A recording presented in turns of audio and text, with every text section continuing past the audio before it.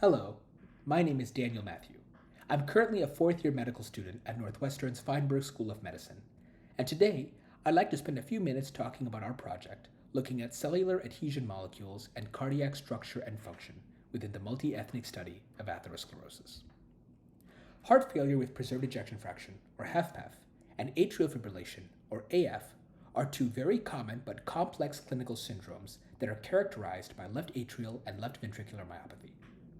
Prior studies show that cellular adhesion molecules, namely intercellular adhesion molecule 1, or ICAM1, and vascular cell adhesion molecule 1, or VCAM1, are associated with incident HFpEF and AF.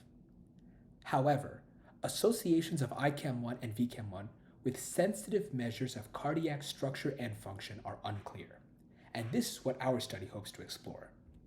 Our objective is to determine if ICAM1 and VCAM1 are associated with impaired indices of left atrial and left ventricular structure and function in the Multi-Ethnic Study of Atherosclerosis, or MESA.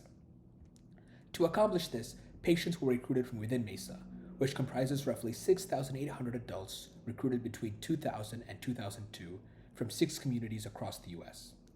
Inclusion criteria required patients to have ICAM1 and VCAM1 measurements obtained at exam 2 between years 2002 and 2004, as well as measures of cardiac structure and function obtained through cardiac magnetic resonance imaging obtained at exam 5 between years 2010 and 2011.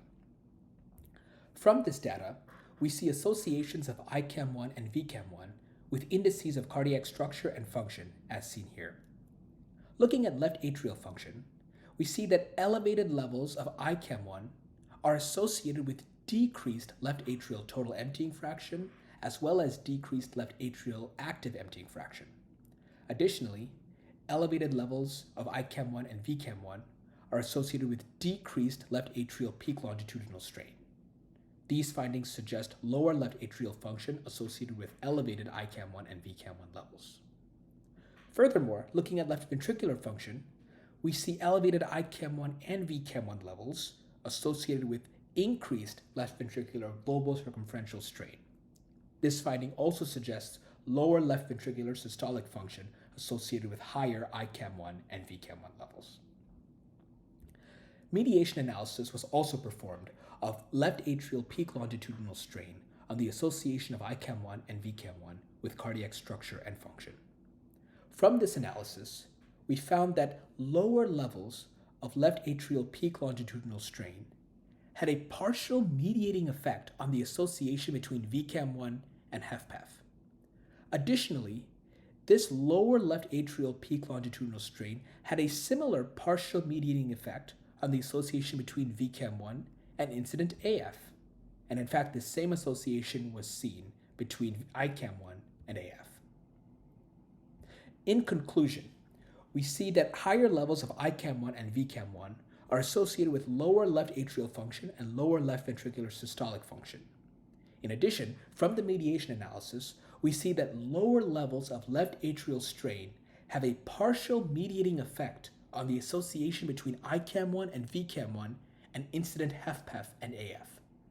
This finding is crucial because it suggests a potential mechanistic path of cardiac dysfunction. In other words, it suggests that perhaps left atrial strain is the mechanistic path by which patients with elevated ICAM1 and VCAM1 levels develop cardiac myopathies leading to incident HFpEF and AF. Here are my references. Thank you very much for your attention. I'd like to thank my mentors, including Dr. Graham Pei and our principal investigator, Dr. Ravi B. Patel. Thank you very much for your attention, and I wish you all the best. Thank you. Take care.